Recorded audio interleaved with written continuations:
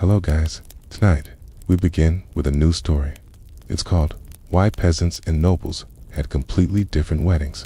And in this first chapter, we begin with two figures. One walks along a dirt path, him muddied, hands red from barley. The other steps from a chamber lined with tapestries, hair braided by servants, gold threads stitched into the sleeves of her gown. Both are brides, but only one will be remembered in records, and the other, she will live in whispers, in parish rolls, in the way her children spell their names after her. Medieval Europe did not offer one kind of wedding. It offered two, at least. One built on parchment, ceremony, feasting, and alliance. The other built on breath, timing, the turning of soil. Okay? Whatever the priest could be persuaded to say after morning mass. 2. Marry as a noble was to make a statement. To marry as a peasant was to survive. You walked the narrow path first. A village of 50 people, maybe less. Huts made of wattle and daub, thatched with straw or heather. The smoke of cooking fires leaks out from roofs instead of chimneys. There are chickens, mud, and somewhere bread baking in an oven made from clay and dung. You are not rich, but you are old enough now. You've lived through at least one plague season, one poor harvest, one winter when the fire went cold. You have been promised by word, not by scroll, to a man whose family owns 2 cows and a small field beside the stream. It is not a love match, but there is kindness in his voice, and your mother says he is quiet, which is a kind of wealth in a husband. Your wedding takes place outside the church, not inside. That space is reserved for sacraments of higher status or higher donation. But here, at the door, the priest meets you. You do not wear white. You wear your best tunic, washed, brushed, mended. You carry no flowers. You hold out your hands, and he places his over yours. The words spoken are half Latin, half local tongue. You understand them by rhythm, not vocabulary. He asks if you consent. You say yes. He asks if you will obey. You say yes again. A ring may be passed if the family owns one, but in most cases, it is a simple joining of hands. Witnesses nod. The deed is done. Now shift the frame, from mud paths to stone corridors, from ovens to kitchens the size of barns, from goats bleating outside to doves cooing in gilded cages. The noble bride does not walk to her wedding. She is carried, sometimes literally, in a litter or by a horse or in the arms of attendants. She is dressed not in what she owns, but in what has been arranged for her: cloth of gold, silk imported from far-off ports, a circlet of garnets pressed into her hair. She may have never met the groom. She may still not know what his voice sounds like. Her role is not to join a household. It is to seal an alliance between houses, between kingdoms, between fortunes. Her ceremony is long. There is Latin. There is music. There may be relics displayed, choirs summoned, bells rung throughout the town. Noble weddings are political and expensive. The banquet may last 3 days. Guests will eat swan and peacock, marzipan shaped like castles. There will be heralds recording every moment. The linens will be embroidered with both family crests, and outside the gates, peasants wait to be given the leftover bread. These 2 weddings exist side by side. They happen in the same century, sometimes in the same village, and yet they are worlds apart. The peasant wedding is survival. The noble wedding is spectacle. But in both cases, the woman's life changes forever. A new household, new rules, new expectations. She belongs now to someone, to a system, to a story. But how are these marriages arranged in the first place? What decisions, silent or shouted, determine who you marry? Who decides for you? It doesn't start with love. Not for the peasant girl tying herbs in the corner of her mother's hut. Not for the noble daughter sitting motionless as servants lace her gown. It starts with obligation, with a conversation behind a door, with a field to till, with a land grant to preserve, with a promise or a bargain. You begin in the village. Among the peasants, you are 16, perhaps 17, old enough to have helped with 2 harvests. You spent half your life pulling onions from the dirt and beating dust from mats. You know when to plant barley. You know how to spot a bad potato before anyone else. You are not poor, but you are not safe from hunger either. Marriage offers a small form of security, a shared pot, a second blanket, another body to carry the load when your back begins to bend. You are promised to a man from the neighboring village. You do not remember agreeing. Your parents say he's hard-working, that his sister is kind, that he has land enough for a pig, maybe even a cow if next year's good. That is enough among peasants. Matches were made informally, not always arranged in the strictest sense, but negotiated gently or sternly between families. There might be no written contract, but there was memory.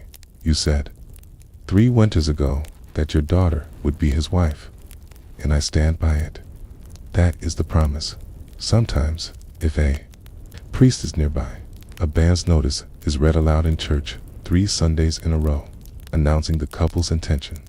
This offers time for objections. She is already betrothed. He is too close in kin. She is vowed to a convent. If no one speaks, the marriage proceeds. But among peasants, things are not always so formal. Sometimes the promise is made in private, a clasp of hands, a shared drink, a whispered word by the fire, not romantic, just binding down. Now move into the great hall. There is a parchment on the table, a clerk nearby, quill in hand. A nobleman speaks slowly, spelling out each term: acres, casks of wine, horses, titles, the right of succession. The girl is not present. She waits in a colder room, or upstairs, or in another castle entirely. The marriage is not a promise. It is a bargain. Her hand comes with 300 acres, 2 manors, and a silk veil imported from Genoa.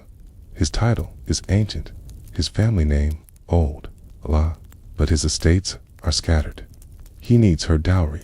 Her family, in turn, gains proximity to power. That is the deal in noble circles. Marriages were strategic. They had to be. The transfer of land, the stability of alliances, the succession of noble lines, none of it could be left to whim. That didn't mean the bride's feelings were ignored, but they were not the point. Consent was required technically. Noblewoman had to agree to the marriage for it to be valid, but consent could be shaped, softened, persuaded, pushed in both peasant and noble contexts. The church emphasized that a valid marriage required mutual consent. 2 people had to agree, freely and publicly, to become husband and wife. This was a radical notion. In theory, a couple could marry without parental approval if both were of age and said their vows before witnesses stood. In practice, it was complicated. A peasant girl who ran off with the neighbor's son might face public scorn, punishment, or worse. Her family might be left without labor. The village priest might refuse to recognize the union. A noble daughter who eloped, that could provoke a feud or exile or annulment. It's quietly arranged behind monastery walls, so the promise, the bargain, was safer.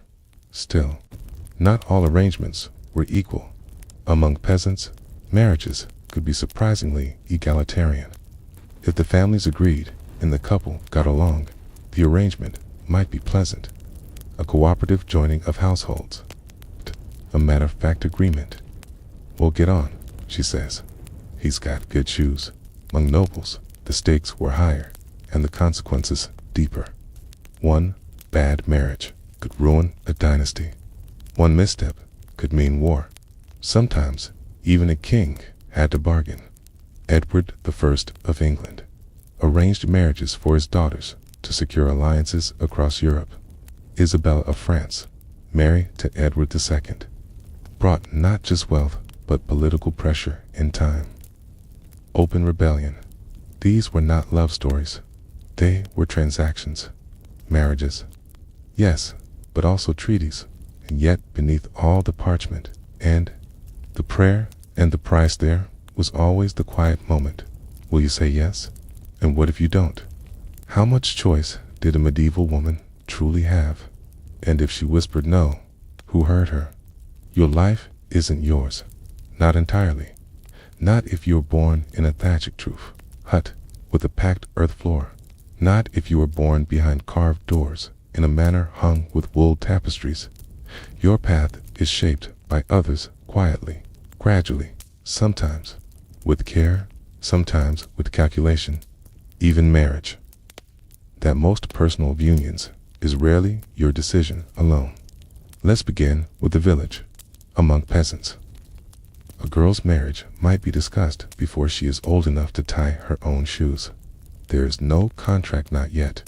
Just a spoken agreement between families over fields and firewood. The man she married lives nearby. Perhaps they've worked side by side in harvest. Perhaps she has heard him laugh once or twice. But no one asks if she loves him. They ask, is he kind? Is he strong? Does his family still have that second cow? Her father considers these things. So does her mother. A peasant family cannot afford a foolish match. There are mouths to feed, winters to endure, plots to till.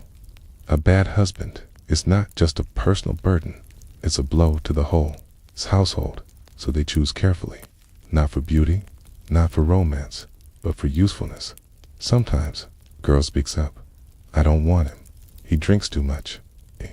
As a cruel hand. And sometimes, if her parents are wise or kind, they listen. They might wait another season. They might find another match.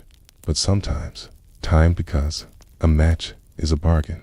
And if the opportunity is good, child must agree or pretend to. Now climb higher in a manner. The choosing happens in whispers and ink. A noble family keeps track of alliances. Who is newly widowed?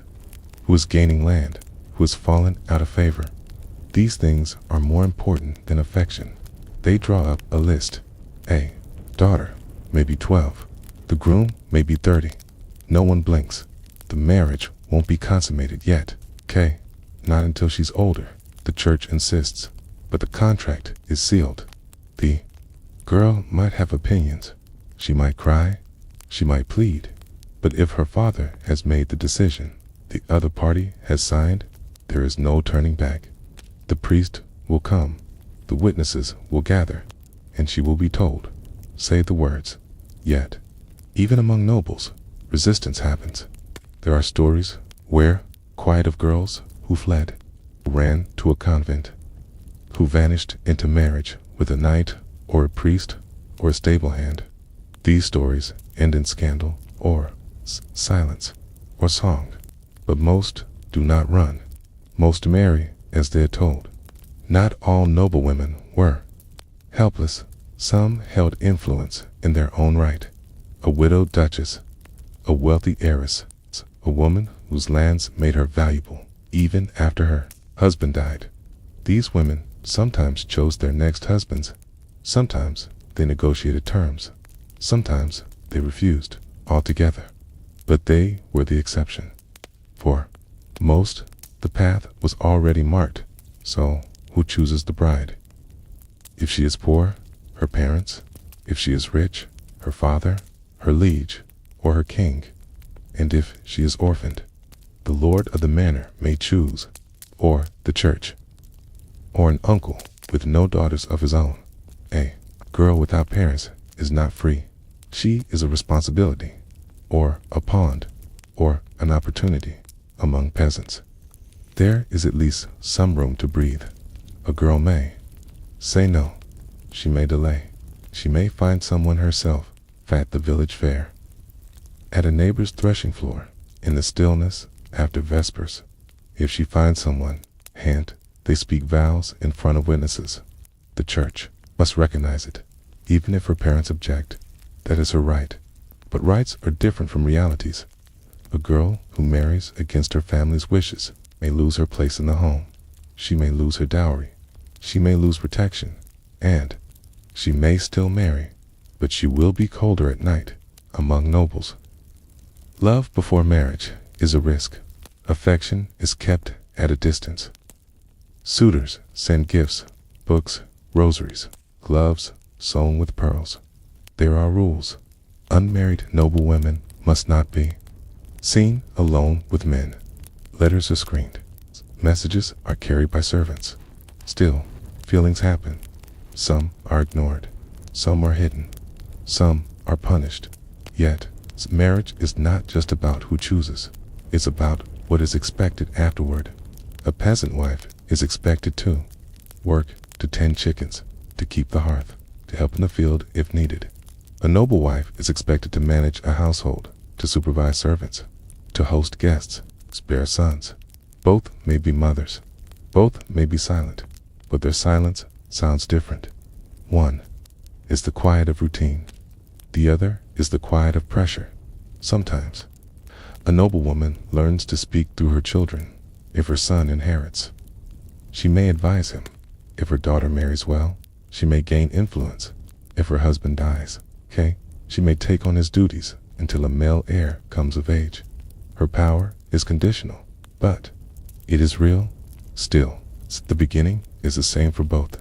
Someone else makes the first move, and you follow. Even if your heart is unsure, even if your feet are cold, you follow the road laid out before you. But what comes after? Once the match is chosen, once the families agree, how is the union sealed?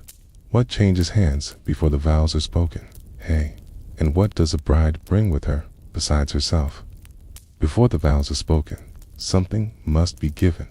Not affection, not trust, but property. The dowry, it is older than parchment, older than coins, older even than the church's blessing. In many ways, is the most enduring part of any medieval marriage, because behind every union, whether in a peasant's hut or a noble's great hall, there it's an exchange, and it always costs something.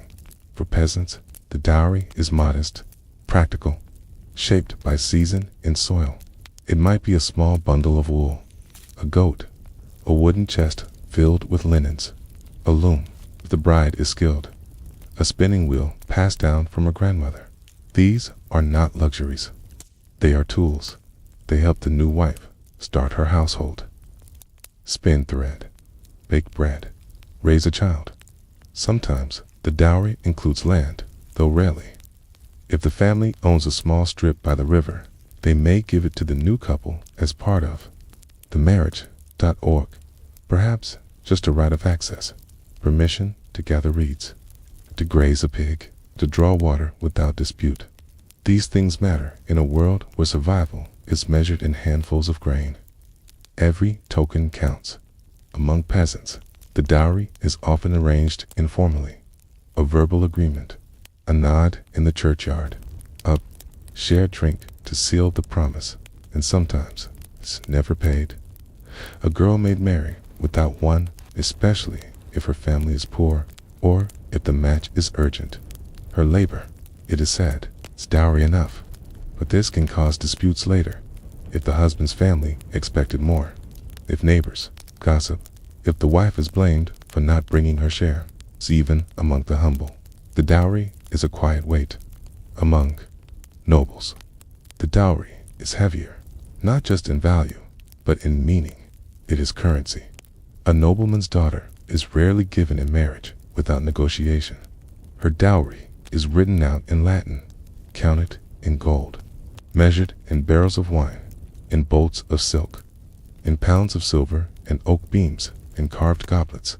A noble dowry might include land, whole manors, or parts of estate passed from one noble house to another household, goods, fine linens, tapestries, brass, basings, livestock, teams of oxen, flocks of sheep, coin hundreds, sometimes thousands of marks, and more than things.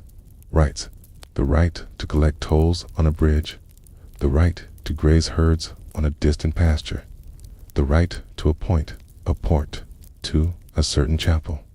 These rights could be inherited, or contested, or lost.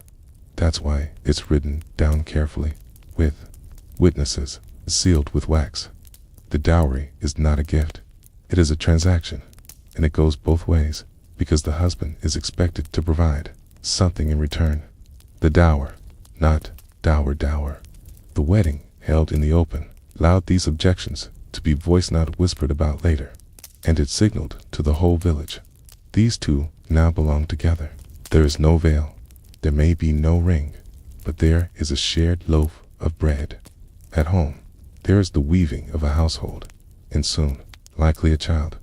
Now climb the hill. Up to the stone walls, past the guards, into the manor. This is where a noble wedding takes place. Not outside, inside, and not just inside in the private chapel. The castle chapel is small but richly appointed. Painted beams above, stained glass filtering colored light across the floor.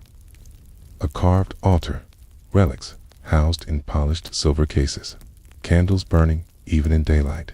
Guests are not the village. They are family, allies, other nobles. The ceremony is longer, the Latin more formal, the priest more senior, perhaps even a bishop, someone from the royal household. There may be music. Harp, a singer trained by the abbey. A boy's voice rising like smoke to the rafters. The vows are the same in theory. Do you take this man? Do you take this woman? But in practice, everything is different.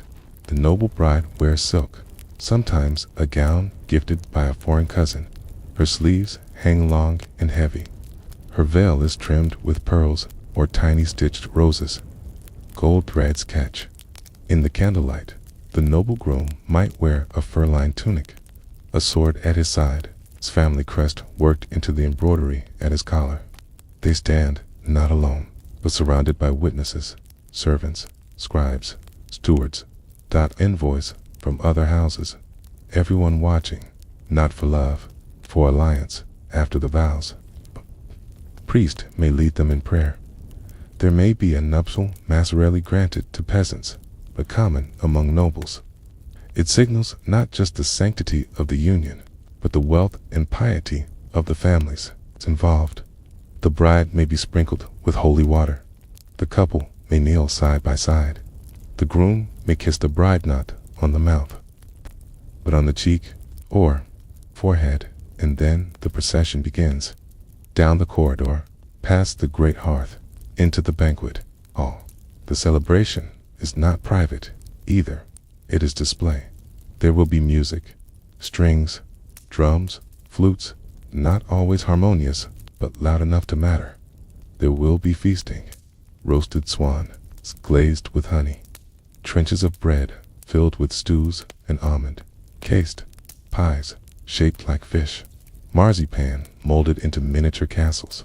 There will be drinking wine imported from Gascony, ale brewed strong mead, sweetened with herbs, and there will be storytelling, not about love, but about lineage.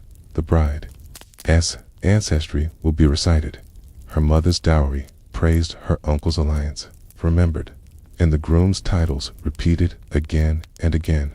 This is not intimacy. It is history performed. To ensure the present cannot be forgotten. Peasant weddings, too, might involve food and drink, but it is simpler. Shared loaves, a pot of soup, if lucky, ale passed around in wooden cups. If even one neighbor brings a gift, a bit of sausage, an extra candlelids, a good day.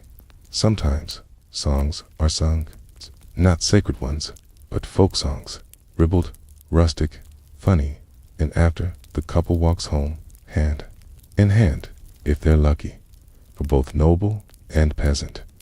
The ceremony seals not just the couple, but their place in the world. The church door says, you are husband and wife before your neighbors. The chapel says, you are husband and wife before God, the aristocracy. But why did these locations matter so much? Why was the church door reserved for one class and the chapel for another? And what happened when someone broke that rule? Not every marriage followed the rules. Some were rushed, some were whispered, some were done in defiance, under candlelight or in borrowed clothes, because not every bride wanted to marry the man chosen for her. Not every groom agreed with his father's deal, and not every love could wait for a priest or feast or the turning of seasons. In medieval Europe, not all weddings were public or even permitted, and when that happened, scandal followed like smoke. The church said marriage required 4 things: consent from both parties, public declaration, witnesses, consummation was the heart of it.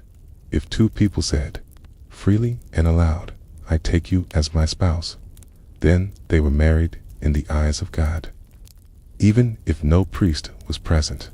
This idea terrified the authorities, because it meant peasants could marry without permission, and nobles could marry without negotiation. A young couple might speak vows in a field, or by a stream, or in a family barn. Perhaps they were childhood friends. Perhaps he was a servant, and she the daughter of a local reeve. Perhaps they knew their families would disapprove, but they said the words, and that was enough. Canonically, they were now married. No priest, no guests, no bands read in church, just each other. These were called clandestine marriages. The church frowned upon them, but it could not always deny them if witnesses could confirm the couple's vows, or if the couple insisted under oath. The marriage often had to be recognized. This led to confusion and sometimes chaos among peasants. Clandestine weddings caused local disputes. A father might demand his daughter be returned. A priest might refuse to bury someone in consecrated ground. A family might be cut off from the village. Still, the marriage might stand, because once vows were spoken, they could not be unspoken, and annulment required evidence of force or fraud or prior contract among nobles. The stakes were higher. If a noble woman married without her family's consent, it could shatter alliances, jeopardize land claims, break treaties, and if she married beneath her rank, it was worse. Her dowry might be lost, her children disinherited, her husband hunted down or imprisoned. One famous case still echoes across history. In 1464, King Edward IV of England secretly married Elizabeth Woodville, a commoner and widow of a Lancastrian knight. He said nothing for months. When he finally revealed it, his advisors were stunned. The match was politically disastrous. His court had spent months negotiating a royal alliance with France. Instead, he had married for love, or perhaps passion. The fallout lasted years. Elizabeth was crowned queen, but not without enemies. Her relatives were accused of grasping ambition. Her sons would later be lost in the Tower, and her marriage would be cited again and again as a royal misstep. This wasn't the only secret marriage in noble circles, but it was one of the most public scandals, because when nobles married in secret, candles rippled outward through courtrooms, across borders, down family lines. Sometimes, secrecy was used for protection. A widow might remarry quietly to secure her household before rivals claimed her land. A young man might marry a pregnant lover to ensure the child's legitimacy. A noble family might arrange a hidden marriage during times of war or unrest to secure a claim without drawing enemies. But hidden or not, marriages had to be confirmed eventually. That meant finding witnesses, seeking the church's recognition, making peace with angry fathers or disappointed lords. And when that wasn't possible, the marriage was denied. In such cases, the church might annul the union, not divorce it. Divorce was not permitted, but annul it, as though it had never existed. Common reasons for annulment included consanguinity, being too closely related, pre-existing marriage contracts, lack of consent, marriage under duress, mental incapacity, impotence, though this was rarely proved. Annulment could restore property. undue shame, clear succession, but it could also ruin lives, especially if children had already been born, because once a marriage was annulled, those children became illegitimate, stripped of inheritance rights.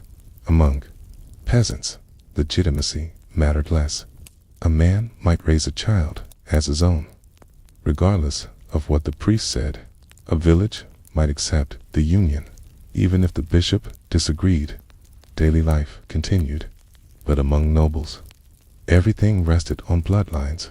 A child born of a questionable union could be challenged decades later, especially if they stood to inherit land, or a title, or a crown. This is why noble families worked so hard to control marriages, to ensure they were public, documented, witnessed, blessed, to leave no room for later disputes. The wedding, held in the open, allowed these objections to be voiced, not whispered about later, and it signaled to the whole village. These two now belong together. There is no veil, there may be no ring, but there is a shared loaf of bread. At home, there is the weaving of a household, and soon, likely a child. Now climb the hill, up, to the stone walls, past the guards, into the manor. This is where a noble wedding takes place.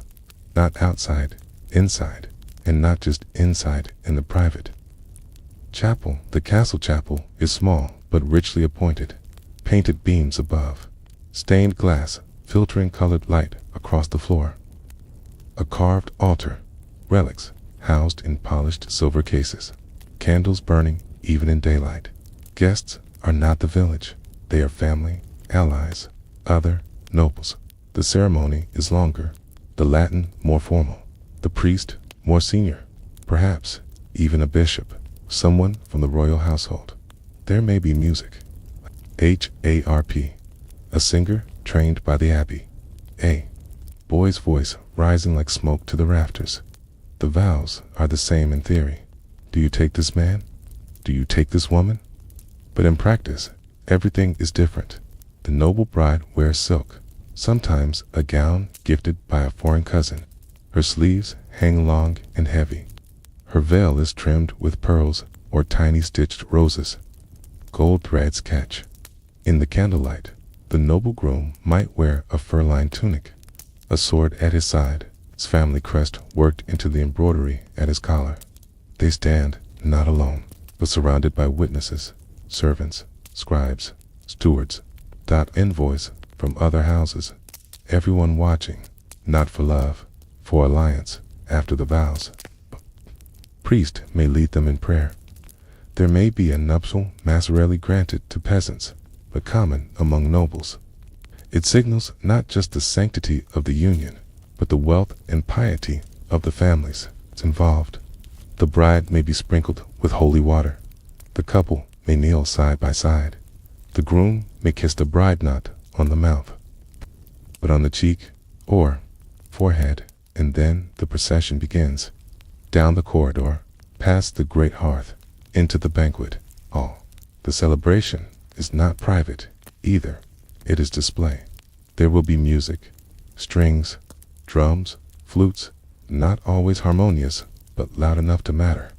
There will be feasting, roasted swan, glazed with honey, trenches of bread filled with stews and almond, cased pies shaped like fish, marzipan molded into miniature castles. There will be drinking wine imported from Gascony, ale brewed strong mead, sweetened with herbs, and there will be storytelling, not about love, but about lineage. The bride's ancestry will be recited, her mother's dowry praised, her uncle's alliance remembered, and the groom's titles repeated again and again. This is not intimacy, it is history performed. To ensure the present cannot be forgotten, peasant weddings, too, might involve food and drink, but it is simpler. Shared loaves, a pot of soup, if lucky, ale passed around in wooden cups. If even one neighbor brings a gift, a bit of sausage, an extra candleliers, a good day. Sometimes songs are sung, not sacred ones, but folk songs, ribald, rustic, funny, and after the couple walks home, hand in hand, if they're lucky, for both noble and peasant. The ceremony seals not just the couple, but their place in the world. The church door says, "You are husband and wife before your neighbors." The chapel says, "You are husband and wife before God," the aristocracy. But why did these locations matter so much? Why was the church door reserved for one class and the chapel for another? And what happened when someone broke that rule? Not every marriage followed the rules. Some were rushed, some were whispered, some were done in defiance, under candlelight or in borrowed clothes, because not every bride wanted to marry the man chosen. For her, not every groom agreed with his father's deal, and not every love could wait for a priest, a feast, or the turning of seasons. In medieval Europe, not all weddings were public or even permitted, and when that happened, scandal followed like smoke. The church said marriage required 4 things: consent from both parties, public declaration, witnesses, consummation was the heart of it. If 2 people said, freely and aloud, "I take you as my spouse," then they were married in the eyes of God, even if no priest was present. This idea terrified the authorities, because it meant peasants could marry without permission, and nobles could marry without negotiation. A young couple might speak vows in a field, or by a stream, or in a family barn. Perhaps they were childhood friends. Perhaps he was a servant, and she the daughter of a local reeve. Perhaps they knew their families would disapprove, but they said the words, and that was enough. Canonically, they were now married. No priest, no guests, no bands read in church, just each other. These were called clandestine marriages. The church frowned upon them, but it could not always deny them if witnesses could confirm the couple's vows, or if the couple insisted under oath. The marriage often had to be recognized. This led to confusion and sometimes chaos among peasants. Clandestine weddings caused local disputes. A father might demand his daughter be returned. A priest might refuse to bury someone in consecrated ground. A family might be cut off from the village. Still, the marriage might stand, because once vows were spoken, they could not be unspoken, and annulment required evidence of force or fraud or prior contract among nobles. The stakes were higher. If a noble woman married without her family's consent, it could shatter alliances, jeopardize land claims, break treaties, and if she married beneath her rank, it was worse. Her dowry might be lost, her children disinherited, her husband hunted down or imprisoned. One famous case still echoes across history. In 1464, King Edward IV of England secretly married Elizabeth Woodville, a commoner and widow of a Lancastrian knight. He said nothing for months. When he finally revealed it, his advisors were stunned. The match was politically disastrous. His court had spent months negotiating a royal alliance with France. Instead, he had married for love, or perhaps passion. The fallout lasted years. Elizabeth was crowned queen, but not without enemies. Her relatives were accused of grasping ambition. Her sons would later be lost in the Tower, and her marriage would be cited again and again as a royal misstep. This wasn't the only secret marriage in noble circles, but it was one of the most public scandals, because when nobles married in secret, candles rippled outward through courtrooms, across borders, down family lines. Sometimes, secrecy was used for protection. A widow might remarry quietly to secure her household before rivals claimed her land. A young man might marry a pregnant lover to ensure the child's legitimacy. Noble family might arrange a hidden marriage during times of war or unrest to secure a claim without drawing enemies. But hidden or not, marriages had to be confirmed eventually. That meant finding witnesses, seeking the church's recognition, making peace with angry fathers or disappointed lords. and when that wasn't possible, the marriage was denied. In such cases, the church might annul the union, not divorce it. Divorce was not permitted, but annul it, as though it had never existed. Common reasons for annulment included consanguinity, being too closely related, pre-existing marriage contracts, lack of consent, marriage under duress, mental incapacity, impotence, though this was rarely proved. Annulment could restore property, undo shame, clear succession, but it could also ruin lives, especially if children had already been born, because once a marriage was annulled, those children became illegitimate, stripped of inheritance rights. Among peasants, legitimacy mattered less. A man might raise a child as his own, regardless of what the priest said. A village might accept the union, even if the bishop disagreed. Daily life continued. But among nobles, everything rested on bloodlines. A child born of a questionable union could be challenged decades later, especially if they stood to inherit land, or a title, or a crown.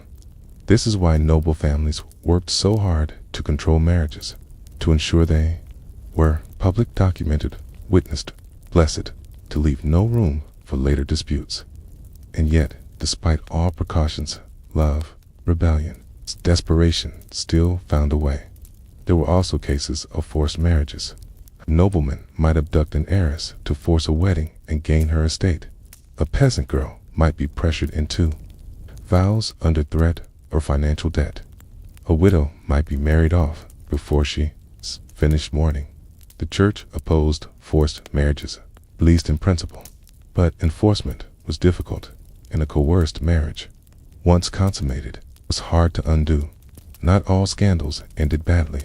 Some clandestine marriages were later celebrated. Some forbidden matches were forgiven. Some secret brides became queens. But every one of them carried risk, because in the medieval world, marriage was not a private matter. It was public survival. And so, for every grand ceremony in a candlelit chapel, there was a whispered vow in a barn.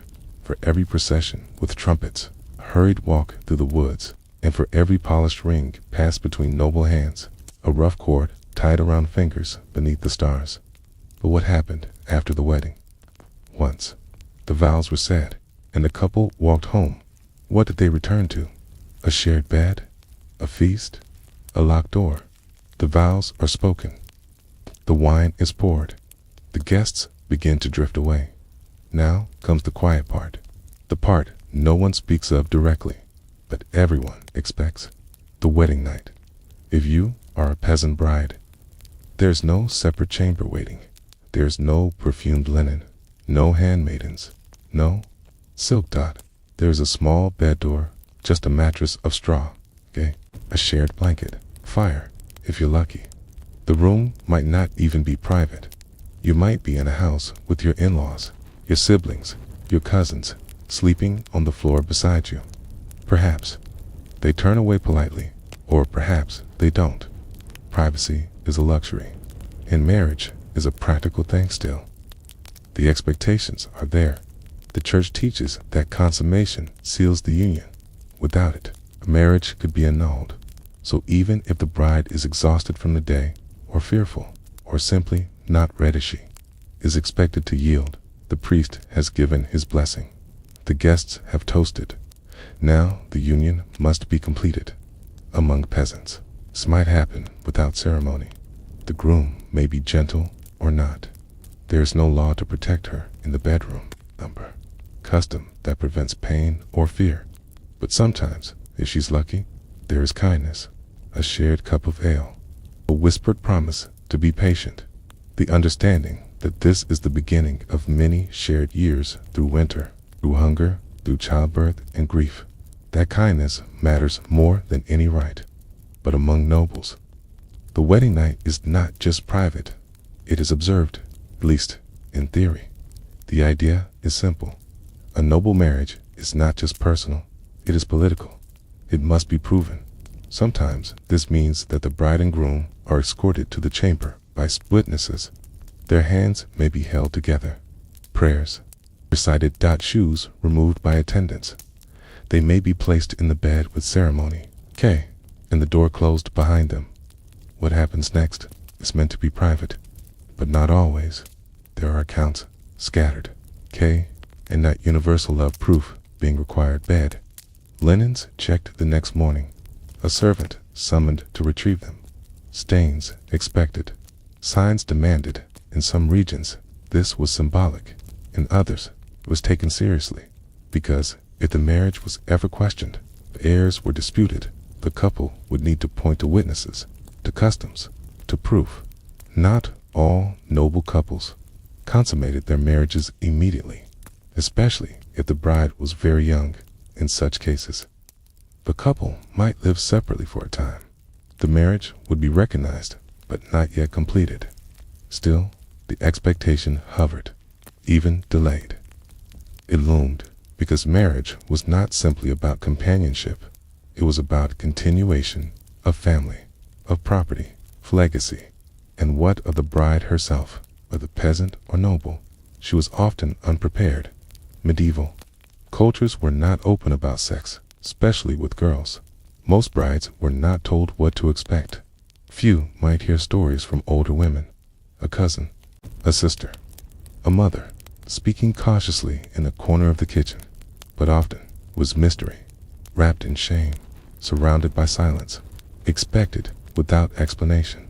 If the bride had been raised in a convent or noble household, she might have no understanding at all. If she had worked in the fields, she might have seen animals mate, but little more. Consent was not a concept widely understood in the modern sense. The wedding vow itself was seen as consent. Once spoken, everything that followed was assumed to be permitted. And so, the first night of marriage was not always a celebration. Sometimes it was endured, but it could also be a turning point. The moment a stranger became a partner, when a new household truly began, when shared breath in the cold became comfort. Some marriages, even arranged ones, grew tender with time, and sometimes the wedding night was the first step toward that. The morning after held its own customs. Among peasants, it might mean rising early for chores. The new wife might bake bread.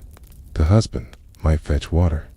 Neighbors might stop by with jokes, small gifts, or expectations. Sometimes a broom was given. Sometimes a small token, an egg, a candle, a coin placed by the hearth. Small gestures to mark the start of married life. Among nobles, the morning might bring more ritual. A servant might dress the bride. Relatives might enter with greetings. The household priest might offer a morning blessing. There could be breakfast in bed or in the great hall. More gifts, more guests, and then the legalities. Because even after the ceremony, marriage had to be recorded. Scribes wrote names in ledgers. Seals were pressed and waxed on land. Documents were finalized. DOWRIES transferred. Witnesses signed. Among nobles, the bride's morning gift might also be granted. This was a tradition in some regions. The groom offered his bride a gift on the morning after the wedding. It might be a piece of land, a jule, promise of income, right, or privilege, symbolic. Yes, but also legal. It affirmed that the bride was now more than a daughter. She was a wife, with standing. Among peasants, there was rarely such a gift, but there might be something quietly given. A carved spoon, a scarf, a promise to fix the roof. Love, in small things, not written, not notarized, but remembered. And then life resumed. For peasants, that meant work, fields, livestock, children to come. For nobles, that meant management, households, alliances, politics, heirs. The wedding night, passed. The morning after faded, but the marriage remained. Still, for some, that night never happened. Some brides were widowed before the wedding night. Some grooms died on the battlefield before returning home. Some unions were annulled before consummation, and others simply delayed it out of youth, fear, illness, or strategy. But the world around them rarely waited. It watched, it whispered, and measured time in children and heirs. So what happened in the days and weeks after the wedding? How did married life begin truly? Not in ceremony, but in daily habit. What did it look like to be a medieval wife or husband as the months stretched on? The wedding is over. The vows are spoken. The guests have gone home. And now the ordinary begins, because a marriage in the medieval world is not a day. It is a life, not a feast, but a field.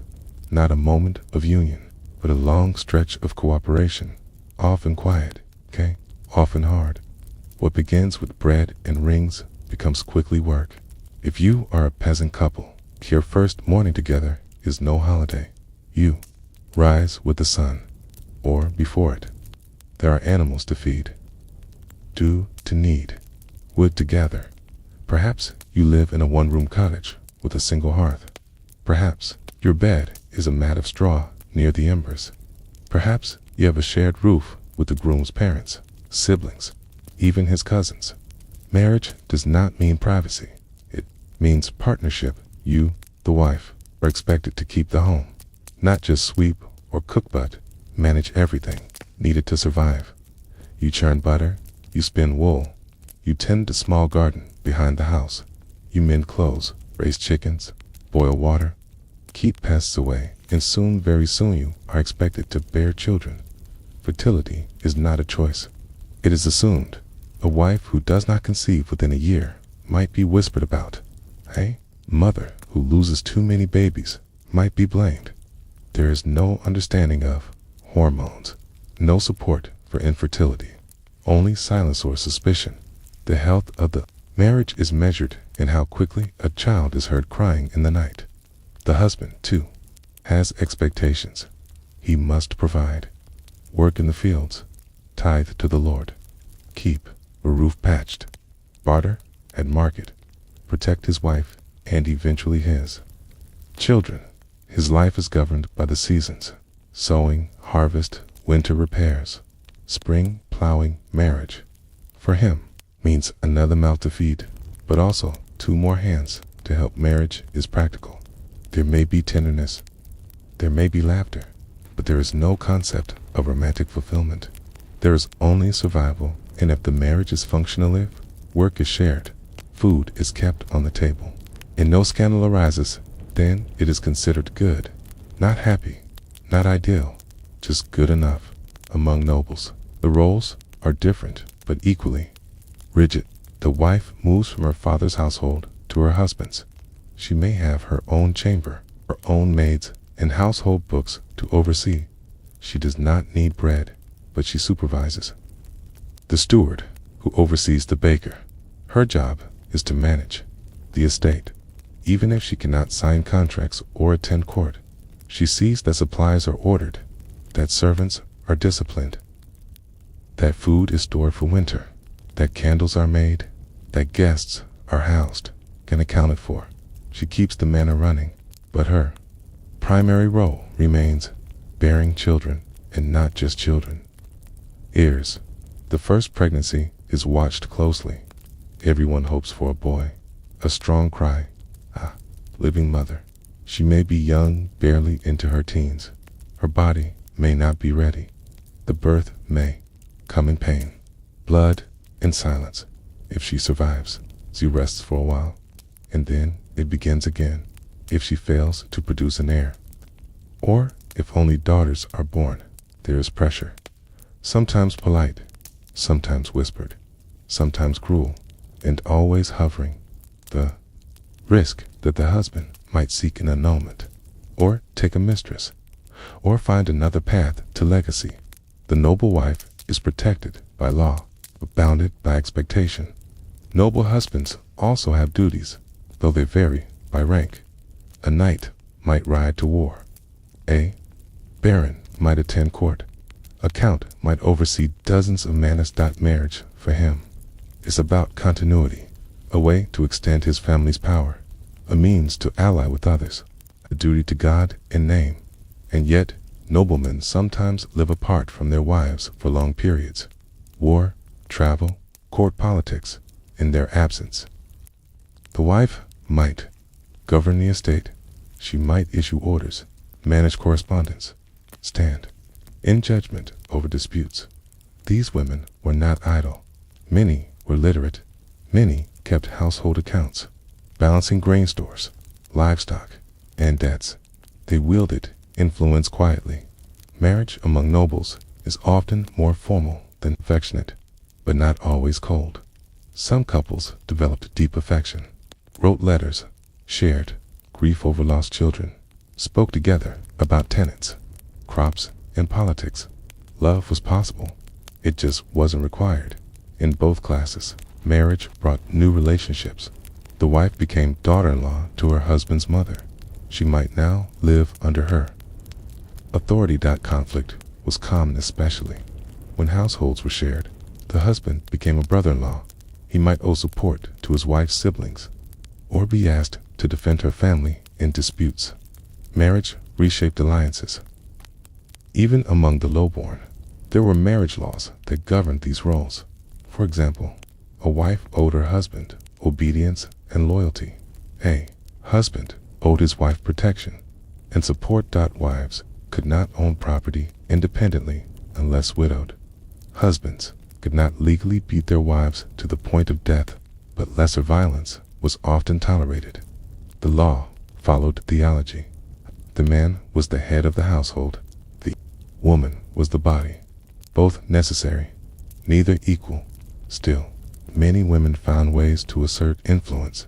A clever peasant wife might barter well at market. Might know which plants ease childbirth. Might build quiet authority in the village. Noble wife might intercede with tenants, write to powerful relatives, secure better futures for her daughters. Marriage limited them, but it did not erase them, and over time, married life became a rhythm. Shared chores, shared losses, shared winters. No one expected perfection. If no scandal arose, if no great misfortune came, then the marriage was considered stable. And in the medieval world, stability was everything. But what happened when the marriage went wrong? When cruelty appeared, or abandonment, or betrayal? Could a wife leave? Could a husband be held accountable? It was meant to last a lifetime. Marriage, in the medieval world, wasn't a contract easily escaped. There was no divorce in the modern sense, no mutual parting, no division of property, no return to singlehood and dating. You married, you stayed, or you endured. But not all marriages held. Sometimes they frayed, sometimes they cracked, sometimes they collapsed entirely. If you were a peasant woman, your options were limited. If your husband beat you, you could complain to the priest, perhaps, or to a local official. But most authorities preferred to keep domestic issues quiet. A man was considered lord of his home, and the law often turned its head away from the hearth. Still, some women spoke up in manor court records. There are brief flashes, testimonies, fines, threats of excommunication. Man who struck his wife without cause. A woman who fled the household, claiming cruelty. But punishment, if it came, was rare. Most often, the wife was told to return, to submit, to make peace. Desertion did happen. A husband might vanish, traveling for work and never returning. Or he might flee debts, or take up with another woman in a distant village. In such cases, the wife was left in a terrible position. She might wait, she might remarry. If enough time passed and no word returned, but if her husband came back, her second marriage would be declared invalid, and her children from the second union could be considered illegitimate. Legal ambiguity loomed like fog. The church offered one path for relief: separation from bed and board. Not a full annulment, not a right to remarry, but permission for a couple to live apart, usually granted in cases of extreme cruelty, adultery, or abandonment. This required proof, witnesses, petition, and most peasants didn't have the knowledge or resources to pursue it, so most endured. They worked side by side in silence, or argued quietly by the fire, or lived in different parts of the house. Lives intertwined only by necessity. Among nobles, the stakes were different, but the options were equally constrained. A noblewoman whose marriage soured might write to her relatives, ask for intervention, appeal to the church, but unless her husband had violated clear church law by committing incest, taking up arms against her family, or abusing her beyond what was socially tolerated, she had few legal paths. Still, some noble women found ways. They withdrew from court. They returned to their natal households. They took up residence in another manor. Sometimes they sought annulment, claiming the marriage had never been valid in the first place. Annulments were rare and political. A noble annulment had to go through ecclesiastical courts, and those courts were influenced by power, wealth, and papal favor. If the woman's family was powerful, she stood a better chance. If the husband was politically vulnerable, the annulment might succeed. Common reasons for annulment included impotence, if proven consanguinity, being too closely related by blood, prior spiritual vows, lack of proper consent sometimes. These were true. Sometimes they were manufactured. Documents might be discovered. Witnesses might be persuaded. Confessions might be extracted. The goal was not truth.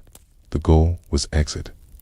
One of the most famous cases involved Queen Margaret of Scotland, who sought to annul her marriage to the Earl of Angus in the early 16th century.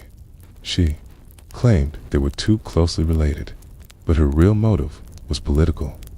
She wanted to marry again. The church resisted. It feared scandal. Eventually, she succeeded, but only after years of dispute. For most women, such persistence was impossible. Noblemen, however, had more freedom. They couldn't divorce either, but they could take mistresses. This was not exactly legal, but it was tolerated. A nobleman might keep a mistress in a nearby house, or install her at court.org for the children, and acknowledge them privately. This was especially common if the noble wife had failed to produce an heir. The mistress would never be a legal wife, but she might have influence, and her children, while illegitimate, could still be useful married off for alliances, or placed in church or military roles. Among peasants, adultery was more dangerous. If a wife strayed, she could be shamed publicly, fined by the manor court, or worse, punished by her husband. Community gossip played a large role. A neighbor's whisper could lead to ruin. For men, adultery was sometimes ignored, but not always. If a husband's affair disrupted village order war produced a child, it might be taken seriously, because in small communities, stability mattered. Disorder bred scandal. Scandal bred resentment. Resentment led to violence. Children from adulterous relationships, especially when the woman was married, faced stigma. They might be denied inheritance, or mocked, or left unclaimed. Among nobles, this was a crisis. A disputed heir could lead to war, to murder, to dynastic collapse, which is why noble marriages, no matter how loveless, were guarded fiercely. Better a cold household than a contested one. Still, some marriages healed after hardship, a wife forgiven, a husband changed, a vow renewed quietly, not at the altar, but in shared duty. There are records of couples living apart for years, then returning. Of husbands taking back wives, of wives accepting changed husbands, because life was long and difficult, and often, there were no better options. Widowhood was the most common end to a medieval marriage. Men died in war, or from infection, or injury. Women died in childbirth, or from fever, or famine. A widow might breathe more freely. She might remarry quickly, or not at all, because once widowed, a woman gained a rare freedom. She could own property, run her household, make decisions without a husband's oversight. Among peasants, this meant independence. Among nobles, it meant power. Some widows became matriarchs, guardians of estates, arrangers of marriages, brokers of influence. Marriage was binding. Widowhood, strangely, was liberating. But what happened when a marriage ended it? The community refused to acknowledge it. What if a man abandoned his wife and disappeared, yet never officially died? What if a woman remarried too soon? What if no one knew whose child was whose? How did medieval people sort out uncertainty? A man disappears. No letter, no messenger, number, corpse. He was supposed to return from market or war or a cousin's estate. But weeks pass, then months, and still nothing. The animals need feeding. The roof is leaking, and the wife is left behind, waiting in the medieval world. A missing person was not legally dead. There were no death certificates, no legal declarations of absence after 7 years, no formal announcements in the town square. A vanished husband was a problem, not a closure. If he was presumed dead, perhaps he drowned or was ambushed or took ill on the road. The wife still had no formal permission to remarry, and yet she couldn't survive alone. Among peasants, life moved on. Even when the law did not, a woman might remain in her husband's home. She might manage the land, raise the children, repair the cart, pay her tithes, but she would do so always with the sense that he might return with anger or accusations or another woman at his side, because if he did, return her claim to the home, and any relationship she formed after his disappearance could be voided. And if she remarried, then the law became tangled. The second marriage might be invalid. The children might be considered bastards. And if property or inheritance was involved, it could be seized. There are scattered records of women being brought before church courts, asked to explain why they had remarried. Some said, "I thought he was dead." Some said, "I waited 5 years." Some said nothing. The judges rarely agreed. For noble women, the stakes were even higher. Land, castles, titles, dowries. If a nobleman vanished, say, on crusade or in a distant war, his wife might be left holding the estate. She could manage it, hire stewards, collect rents, but she could not remarry without ecclesiastical permission, and the church was slow to grant it. In cases of long disappearances, women petitioned bishops or even the Pope for clarity. Some were granted formal separation. Some were told to wait, and so they did. Sometimes for decades.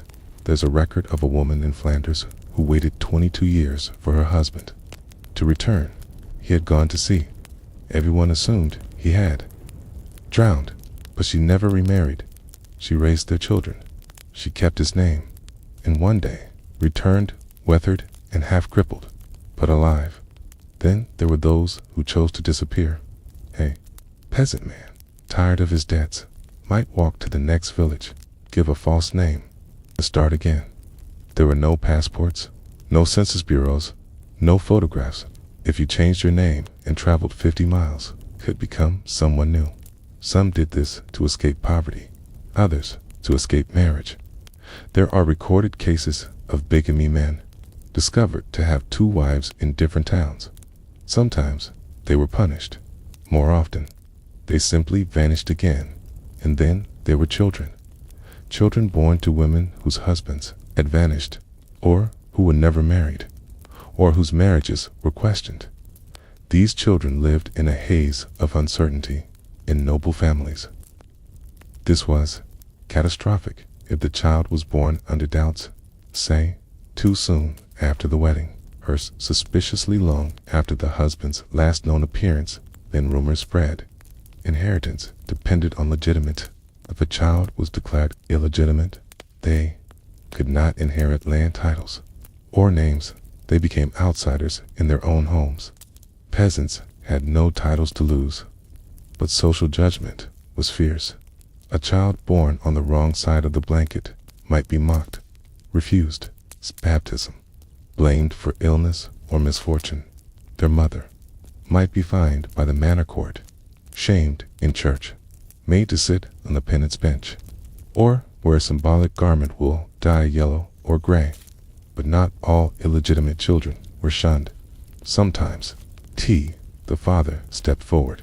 Sometimes the community looked the other way, especially in times of famine, plague, or war. Survival mattered more than social purity. If a child could work, carry water, mend nets, they were valuable, and value, sometimes, was more important than legitimacy. The church tried to regulate these questions. They insisted that marriage be public, to prevent claims of secret unions. They encouraged records to be kept at least in noble households. They developed rituals, documentation, oaths. But gaps remained. In small villages, the priest might be away for weeks.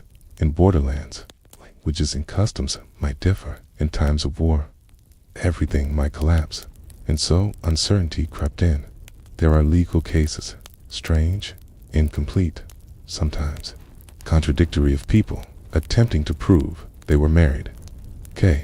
Woman swearing her husband took her with his cloak as a witness. A man arguing that his wife consented before the Virgin's altar. Neighbors called to testify that they heard a promise or saw them living as man and wife. Sometimes these cases were accepted, sometimes rejected. The line between a true marriage and a claimed one was thin. Then there was common law marriage, a term used much later, but based on early practices. If two people lived together, called each other husband and wife, and were accepted by the community as such, then the church often recognized the union as valid. No priest, no ring, no feast, just time, cohabitation, and consent. This helped those who were poor or isolated, or cut off from formal rituals. But it also led to confusion when land was inherited, or when widows claimed dower rights. Disputes arose. How do you know they were married? Did anyone witness it? Was there a promise? Was there a bed? In many cases, the answer was yes and no, because medieval life was full of blurred boundaries between marriage and cohabitation, between widowhood and abandonment, between children born in certainty and those born into rumor. And yet, these uncertainties were not unique to peasants. Among nobles, they led to dynastic crises. Kingdoms disputed over claims. Papal courts tangled in questions of marriage validity. Legitimacy became not just personal, political. Perhaps the most famous case is that of the Wars of the Roses in England, a century of conflict, rooted in questions of who was the rightful heir. Were the children of one marriage legitimate? Was a previous union secret and valid? Could bloodlines be trusted? Generations died trying to answer. So in the quiet homes of peasants and the grand halls of nobles, uncertainty never rested. Marriage was more than ceremony. It was a question of recognition. Would your community accept your union? Would the church? Would the law? Would time? And when children were born into uncertainty, how did they see themselves? How did they survive in a world that whispered about their birth? How did they find their place? And what role did they play in shaping the next generation's marriages? Time moves slowly in the medieval world. It turns not by decades, by harvests, by winters survived, by children growing tall enough to reach the bread shelf. And when those children marry your children, something shifts, because weddings, like tools and houses and clothing, change quietly, gradually, generation by generation. Let's begin with the peasants. You married 30 years ago. Your own wedding was a matter of necessity. No priest was present, no document signed, just a promise spoken near a hedge before the neighbor's sheepdog barked. You bore children. You survived famine and taxes. And now, your eldest daughter stands where you once stood. But her wedding, her expectations, are not quite the same. the church's reach has extended. Priests now insist on witnessing vows to manor. Officials encourage documentation. There is a growing belief that a marriage must be made before God, not just before witnesses. So your daughter and her betrothed stand before the altar. However, Kemanistan speak vows aloud. I take thee to be my wedded husband. These words, once rare among peasants, are becoming standard. A simple ring is placed on her finger. A linen veil draped over her shoulders. The neighbors gather. The priest blesses bread, K, and ale.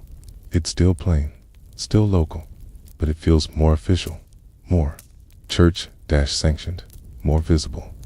Part of this change comes from church pressure. The Fourth Lateran Council, held in 1215, decreed that all marriages should be public, and that bans announcements of upcoming weddings must be read in church. This was meant to prevent secret marriages, and to ensure that no one could claim after the fact, we were wed in private. By the time your daughter comes of age, these rules are being enforced even in your village. What was once hidden in fields now happens in chapels, and yet, among peasants, some customs persist. After the church vows, the couple returns home. They break bread together. They share ale in the same wooden cups their parents used. And then, at dusk, they are led to the marriage bed. Neighbors might follow them to the doorway, singing crude songs or banging pots. This rough music is part of the celebration. In some places, a priest blesses the bed. In others, the couple is simply left to close the door. The expectation is simple. Begin the marriage among nobles. Generational change looks different. Your son was married not in a field or village church, but in a cathedral. The walls echoed with Latin. Candles flickered along the nave. But even here, things are shifting. Earlier in your life, noble marriages were sometimes arranged before birth agreements, sealed while the bride was still a toddler. Now, matches are still arranged, often with slightly more flexibility. Your son met his bride once before the wedding. They exchanged pleasantries, their families spoke of dowries and alliances, and only then was the match confirmed. The ceremony included a wedding charter, a formal document signed by witnesses, listing the dowry, the land involved, and the obligations of both parties. This document, often written in Latin or Norman French, is stored carefully in the family archive. The wedding was not just a spiritual joining. It was a legal transaction, one that would shape generations. Still, some new elements have crept in. Your son's bride wore a gown of colored silk, not the traditional deep red of her mother's time. Blue is becoming fashionable, a sign of purity and wealth. The feast was grand, but not as wild as it once was. Tastes are changing. Some bishops criticize excess, too much wine. They say, invite sin, and so the toasts are shorter, the musicians quieter, the dancing more restrained. The church is gaining influence, not just over the ritual, but over the expectation of marriage. Young noblewomen are now expected to have education, at least enough to read devotional texts, keep household accounts, and manage correspondence. They are not simply brides, they are future estate managers. Marriage, for them, is not a one-day celebration, but the beginning of administrative life. Your son, too, is aware that a noble marriage must appear virtuous. Even if mistresses still exist, they are more discreet. Even if alliances are still political, there is an emerging belief that mutual respect between spouses is ideal, not required, but ideal. This is new. It suggests that the institution of marriage, long grounded in function, is just beginning to make space for companionship. Meanwhile, in towns and cities, marriage is shifting fastest. The rise of the merchant class brings wealth, and new customs. Townsfolk marry not just for land or survival, but for guild alliances, trade expansion, and civic status. A brewer's daughter might marry a tanner's son. Their wedding takes place in the city church. Dozens attend. The feast includes spices imported from abroad, cinnamon, cloves, sugar, if they can afford it. Their gowns are not noble, but well-tailored. Their marriage is a statement. We have arrived, and still, questions remain. Who chooses the spouse? Among peasants, matches are often made by families, but more young people are beginning to choose for themselves, especially when land isn't involved. Among nobles, arranged marriages persist, but if the match is particularly unsuitable, some sons are beginning to refuse. It is not rebellion, it is negotiation. A subtle shift, but a real one. You notice too that songs and stories are changing. The old ballads of kidnapped brides and warlike grooms are still sung, but new tales speak of lovers choosing each other, of patience, kindness, and emotional connection. They are not dominant, but they are present, and presence matters. The church, for all its rules, begins to echo this language. Sermons speak of marriage as a partnership, of husbands loving their wives as Christ loves the church, of fidelity as both spiritual and practical. These words float through the rafters. They are not always followed, but they are heard, and that hearing changes things. Even objects evolve. The simple gold ring, once rare, is more common now even among peasants who save for it. Marriage tokens include girdles, keys, and embroidered cloths. In one town, a man gives his bride a copper spoon. In another, a woman embroiders their initials onto a linen pillow. These small acts do not alter church law, but they reshape memory. They say, this marriage matters. And so, when your children marry, their weddings are both familiar and strange. There is bread, there are blessings, there is the slow walk into a shared future. But there are also changes, not dramatic, just enough to suggest that something is quietly unfolding. The institution remains, but the meaning begins to shift. So what happens when the next generation looks back? What do they think of your wedding? Do they see it as quaint, or as strong, or simply as what had to be done? And how will their children marry? A marriage is not just a promise, it is a transaction, not always spoken in coins or contracts, but always present, like the mortar between stones, quiet, invisible, necessary, because whether you're a peasant sowing rye or a noble at court, marriage in the medieval world is bound to property, inheritance, in exchange. You may not speak of it on the wedding day, but the items passed from hand to hand, the linens, the parcels of land are speaking all the same. Let's begin with the dowry. If you are a woman, your dowry is your entry fee into marriage. It is the bundle, literal or metaphorical, you bring with you. For the daughter of a landowning peasant, this might be a few silver coins, a heifer to hens, a wool cloak, a small plot of land. It is humble, but it matters, because without it, husband might not agree to take you, or his family might object, or the match might be seen as unbalanced. Dowries, even among peasants, are negotiated, sometimes fiercely, in noble households. The dowry becomes a strategic weapon. It is not just about possessions, it is about alliances. A noble father might offer 10 hides of land, a chest of silver plate, horses, a manor, or even military support. These are recorded in marriage charters, signed by witnesses, and stored in family archives. The dowry binds the marriage. It is a promise of good faith, a sign that the bride is worth taking, not only for her womb, but for her wealth. But the dowry is also a risk. If the husband dies, what happens to that property? Does it return to the bride's family? Does it stay with his heirs? This is where dower rights come in, separate from the dowry. The dower is a portion of the husband's estate reserved for the wife in case she outlives him. It is her security. In legal terms, she's endowed at the church door. This might include a third of his land's specific house rights to income from certain mills or fields. The dower is rarely used during marriage, But when death comes, it becomes critical. Among peasants, the dower may be less formal, but still respected. A widow is often allowed to remain in the cottage. She may keep the cow. She may have the right to gather firewood from a certain woodlot. These rights are often upheld by custom, not by document, but they matter. They are what allow a widow to survive. Of course, these systems also invite conflict.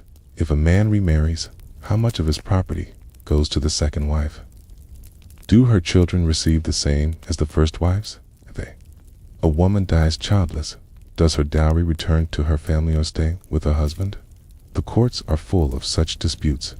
Church courts, manor courts, royal courts, each interpreting law, custom, and oath, each trying to untangle the webs of promise. Some dowries are symbolic: a knife, a spindle, a lock of hair wrapped in cloth. These are less about value than meaning. They say, I give myself. And still, they imply a bargain. Even love must come with terms. Among townsfolk, especially, the growing merchant class dowries become more detailed. Guild records in cities like Bruges, Florence, and London list leather goods apprenticeship, rights debt, forgiveness, furniture, silks, sometimes even livestock. Futures promises of payment when a cow gives birth or a crop comes in. A wedding becomes part of business strategy. A merchant might marry off his daughter to secure access to new markets.org to gain control of a rival's shipping routes. The bride enters the home with a dowry, and with it, the marriage gains purpose beyond affection. And then there's inheritance. A peasant couple might have 4 sons and 2 daughters. Who gets the house? Who tills the land? Customs vary by region. In some places, sons inherit equally. In others, the youngest stays home and inherits the dwelling ultimogeniture. Sometimes daughters are given. Smaller parcels are compensated through marriage dowries. But conflict arises when the land is too small to divide. Then, family bonds are tested among nobles. Inheritance shapes dynasties. A nobleman's heir, typically the eldest son, receives the title and estate. Younger sons might receive military commissions, church livings, or distant lands. Daughters, again, are compensated through dowries. But if there is no son, only daughters, the situation grows tense. Who inherits? Often, the daughter's husband gains control. But this means that marriage becomes the key to property. Suitors appear, not for the bride, but for the estate. This is how noble daughters become prizes, not just for their beauty or grace, but for the land that clings to their skirts. A man might kill for such a match, or marry quickly before rivals interfere. And so the bride, in her silks, walks down the aisle as a vessel of inheritance, not just of blood, but of property. Sometimes, agreements are made to protect women. A bride's family may require the husband to seal a pledge if he mistreats her. The dowry must be returned. If he dies suddenly, she keeps her house. These are not acts of trust. They are acts of realism. Everyone knows that marriage is fragile, and wealth, once gone, is hard to reclaim. Among wealthier towns, brides are sometimes given account books as part of their dowry too. Manage household spending to track income from rentals or workshops.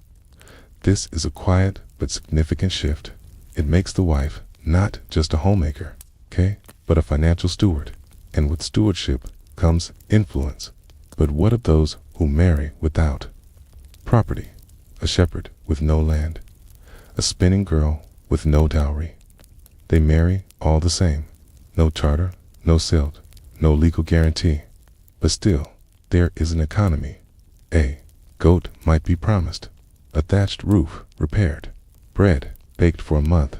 These small exchanges, unrecorded, are still real, because even in poverty, marriage requires some gesture of offering. And for those who cannot give, who marry only with hands and hearts, the world watches carefully. will they survive? Will the community support them? Or will their marriage, without coin or land, fall like a house without beams? It is easy to romanticize medieval weddings as acts of love or obligation, but beneath every joining is the quiet hum of economics. Even in the village, even at the altar, marriage is not free. It is never free. And so, what happens when the economy shifts, when famine wipes out a dowry, when a bride brings no coin but only a reputation? Can marriages survive without wealth? Or are they doomed to rot like unthreshed wheat? The wedding is over. The vows are said. The bed is blessed. The bride's hair is braided and let down again. But the real memory, part that stays in people's minds long after the grain is harvested and the candles go out, is the feast. Because whether you are a noble family hosting 100 guests or a peasant couple sharing cider in the barn, weddings were made to be remembered not by what was promised, but by what was served, sung, and shared. Let's begin with the peasant feast. It's not grand. It's not even planned much in advance, but it is theirs. Someone slaughters a chicken. Someone brings ale course, stark, sometimes warm. Flat bread is stacked on a wooden table. Soft cheese is set out. Maybe a handful of berries. For the season's right, the entire village might attend. Not all invited by name, Kai, but none turned away. And so, the feast is not just a meal, it's a communal gesture. A way to say, these two now belong to each other. And to all of us. There are traditions, sometimes unique to a region, or even to one family. A cracked egg placed under the marriage bed. A bowl of porridge shared from the same spoon. Bread torn and thrown over the roof for luck. There is music, too. Not hired musicians. Neighbors. A boy with a fiddle. An old woman with a tambour. A cousin pounding a rhythm on the side of a bucket. They play while others clap and stomp, and the newlyweds are expected to dance first. Not elegantly, not formally, just earnestly sometimes. There's a bit of mischief. Someone steals the groom's shoe, or smears ash on the bride's cheek, or sings a rhyme that hints too closely at her past affection for another boy in the village. But it's all in good humor unless it's not, because these feasts, for all their cheer, are also moments of judgment. Who came? Who stayed away? Who drank too much? Who danced with whom? The wedding feast reflects not just the couple, quote, but the state of the community around them, among nobles. The feast is more elaborate, more symbolic. It may last for days. Whole villages might be ordered to contribute. Oxen, barrels of wine, bundles of herbs.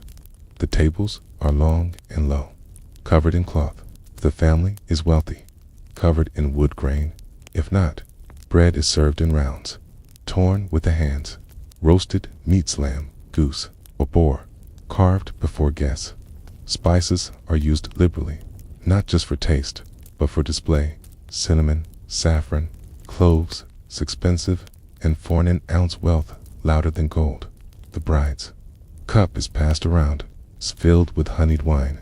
Guests drink and bless her future. The trencher around of hard bread ease, sometimes carved with initials or symbols. After the meal, this may be given to the poor, soaked in broth. Nothing is wasted. There is entertainment. 2 minstrels hired to sing ballads. Jugglers. The family is particularly wealthy. A puppet show, perhaps. Or a storyteller weaving tales of love and battle. The bride and groom are sometimes paraded around the hall. They are toasted, teased, praised, but they are also watched. How they behaved, how they look at one another, whether they speak offers subtle hints of what this union might become. Among the guests, alliances are forming. Marriages are rarely isolated events. At a noble feast, cousins watch each other closely. A young knight might approach the daughter of a nearby baron. 2 uncles might discuss terms for another future union. So while the bride and groom dance, the world around them turns. There are rituals beyond the food and music. Some noble weddings include a bedding ceremony, public, ceremonial, and awkward. The couple is led to their chamber. Sometimes their shoes are removed by friends. Their clothes are loosened. A blessing is spoken over the bed, and then the door is shut. In some cases, witnesses remain to ensure the marriage is consummated, or at least to pretend they saw it happen. This is less about privacy than about proof, because a marriage unconsummated might later be declared invalid, and that has consequences. Back in the village, things are simpler. The bedding still occurs, but it is not observed. Instead, a fire is banked. A midwife whispers an old rhyme, and the neighbors drift home, carrying crumbs in their sleeves and ale, in their stomachs. The bride's family might stay behind to sweep the floor.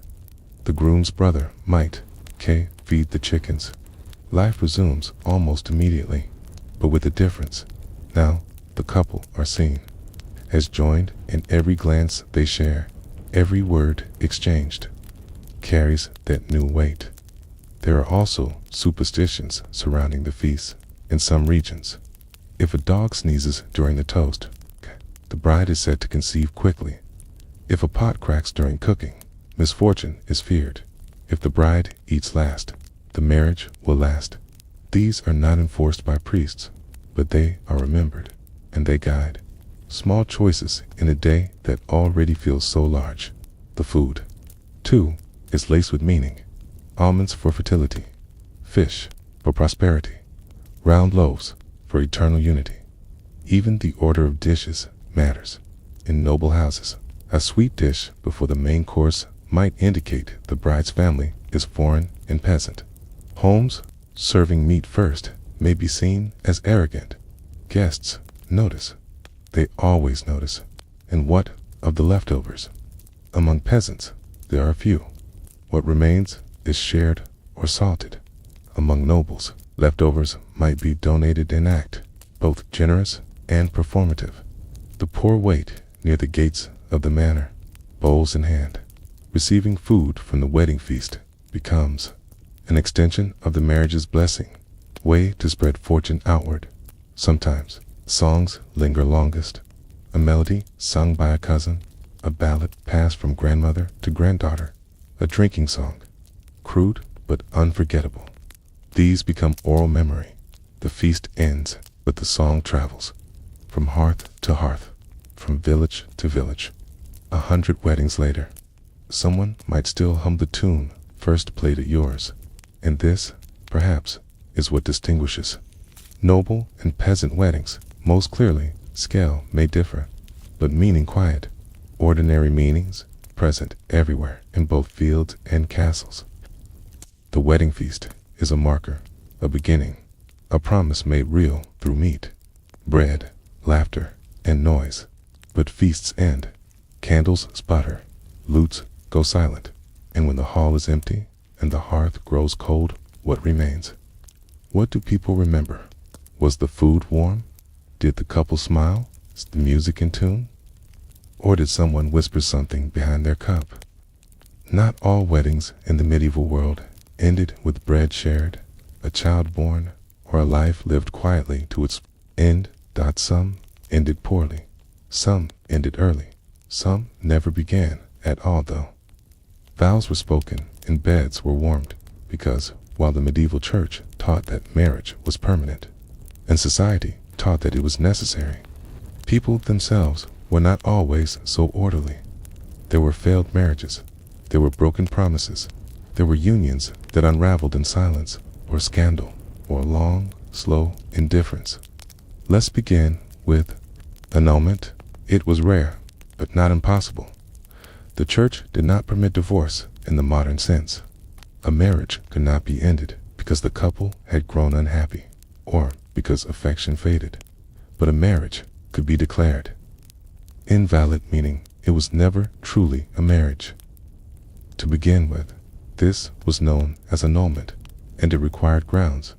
Acceptable reasons for annulment included: one or both parties had been married already, The couple was too closely related consanguinity. One or both had been coerced into marriage. The marriage had not been consummated.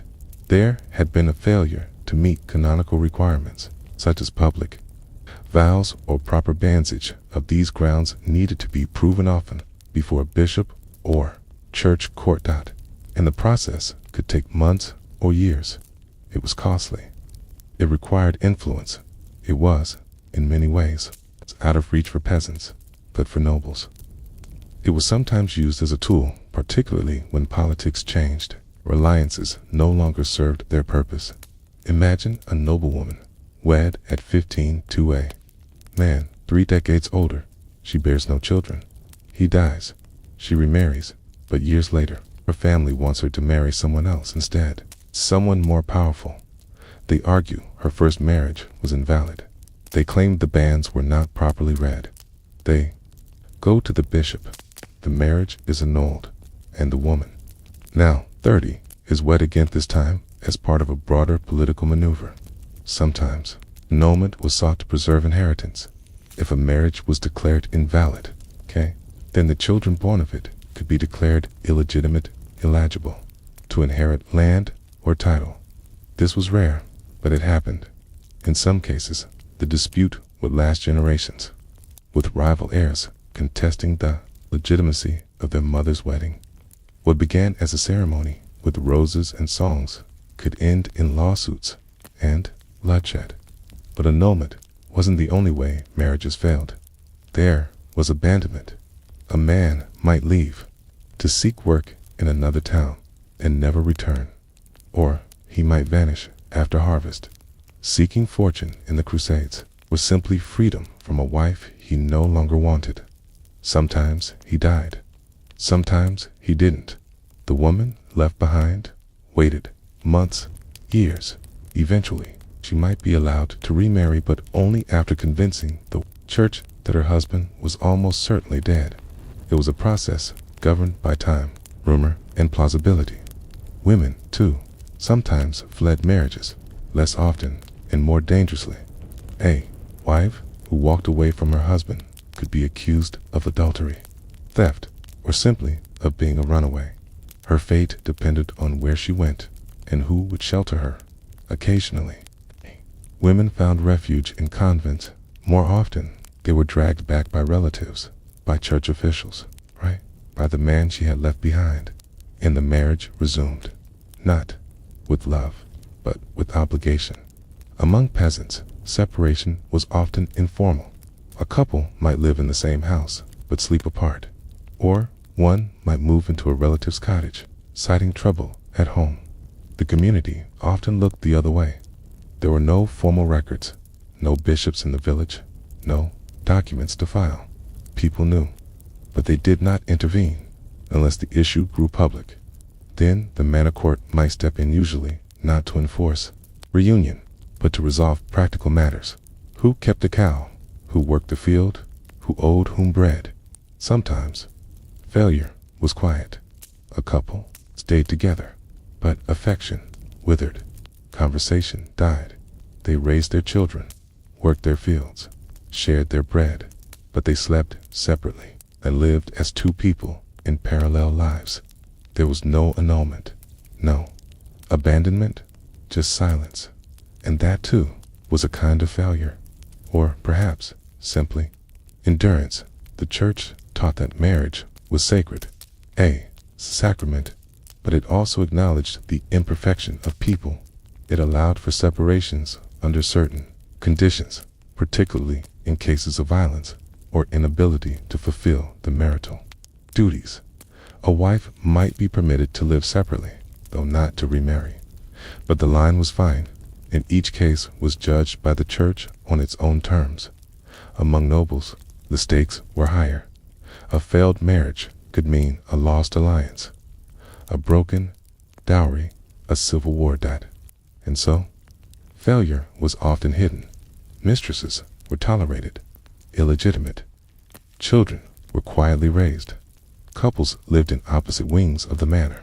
Appearances mattered, because a noble family's reputation was tied to its marriages, not just whom they wed, but how they appeared to live. But even here, things slipped. There are records quiet, strange, and difficult. Noblemen trying to disinherit their wives, of noblewomen fleeing to abbeys under the cloak of night, of bishops being asked to mediate disputes so bitter that they risked scandal. And so the image of the perfect marriage carved into ivory, painted on wood, was sometimes just that, an image, a surface, for those without influence. Failure came with no parchment, no annulment, no court dot. It came with bruises, or cold beds, or meals eaten in silence. It came with neighbors looking away, or whispering, and it came with the weight of permanence, because for most people, in most places, there was no way out, and yet, people kept marrying. They knew the risks. They'd seen the examples. They'd heard the songs that told of love turning to ash dot, but still, the ceremony continued.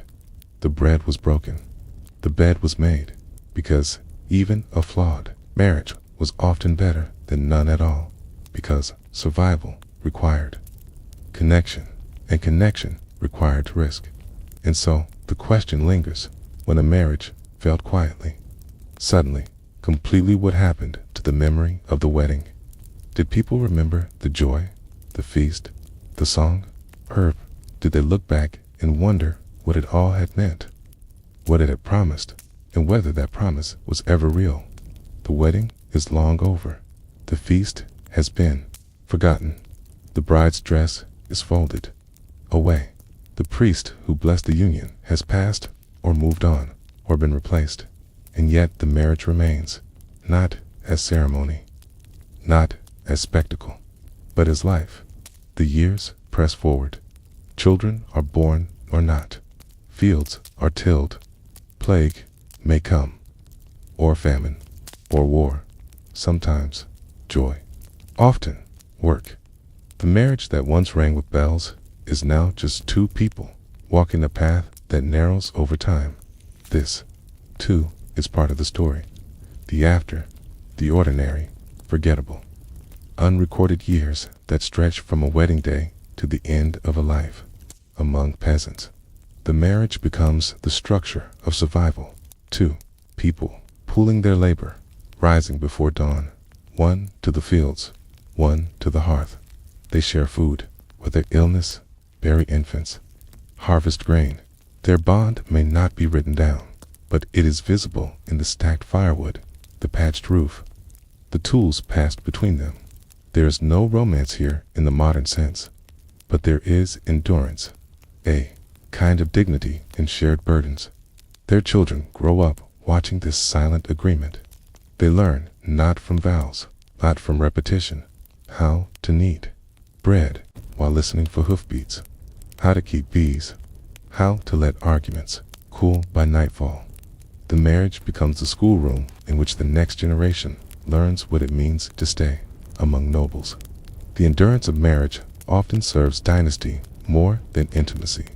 It is about its continuity, the name, the estate, the bloodline. A noble couple may spend more time apart than together. One at court, one on the estate, one in France, one in England, but their bond is maintained through letters, alliances, children born and arranged again into marriage. Here, the marriage endures not through love, but through legacy, a manor built in her name, a grant signed in his, a tomb designed for two. Over time, the roles settle. A wife becomes the anchor of the household. She knows who's what, whose cow wandered when to send dried apples to the nunnery. She may have no legal power, but her influence is felt among servants, among neighbors, among daughters, law. The husband, too, changes. He may become quiet, more patient, less inclined to anger, or he may not, but his presence becomes fixed, not as lover, not as knight, but as husband, a word that means the one who stayed. The household becomes a world, and the world remembers it only dimly. Marriage records are kept, but not often consulted. No one records the day he nursed her when her hands could no longer knead dough, or the morning she mended his cloak without telling him no. One writes down the long walks in silence, or the prayers said over the same fire. But these are the real marriage, the part no priest blesses, the part that endures in time. Death comes, perhaps one before the other, perhaps not, and then community remembers. A quiet man who brought wood to the chapel, a woman who grew herbs for the apothecary, a couple who always gave extra broth to the beggar. There is no plaque, no song, no written history, but the marriage leaves shape, in how the cottage is kept, in how the children behave, in how the neighbors talk. Sometimes marriages are remembered in legal terms. A widow is granted her dower. She becomes a figure of quiet authority, centering to no man but God. Sometimes she moves in with her children. Sometimes she runs the household herself for another decade. The husband, if he survives his wife, often remarries, more for necessity than affection. Meals must still be cooked. Fields still need tending, but the memory of the first marriage lingers, not always spoken, but felt among nobles. The end of a marriage is often marked in tombs, a husband and wife carved in stone, side by side, hands sometimes touching, eyes closed in eternal sleep. The tomb tells a version of the story, that they loved, that they ruled well, that their children honored them. The truth may be more complicated, but history prefers simplicity. Yet, not all is forgotten. A grandson might ask about the worn carving on a family crest. A neighbor might mention how she once saw the old couple walking together at dusk. The marriage lives on in these fragments, soft, unremarkable, enduring. So, what does it mean to say that peasants and nobles had completely different weddings? Certainly, the scale was different. The clothes, the vows, the guests, the food, the power. But in the end, the differences narrowed, because real marriage doesn't leave in the vows. It lives in the years after, in the mournings and the illnesses, in the silence and the repairs, in the child buried, in the child married, in the quiet understanding between two people who once stood before a priest and never really knew what they were agreeing to, and did it anyway.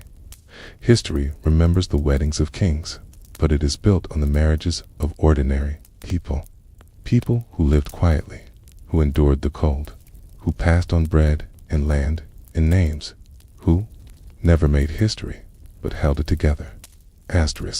Good night.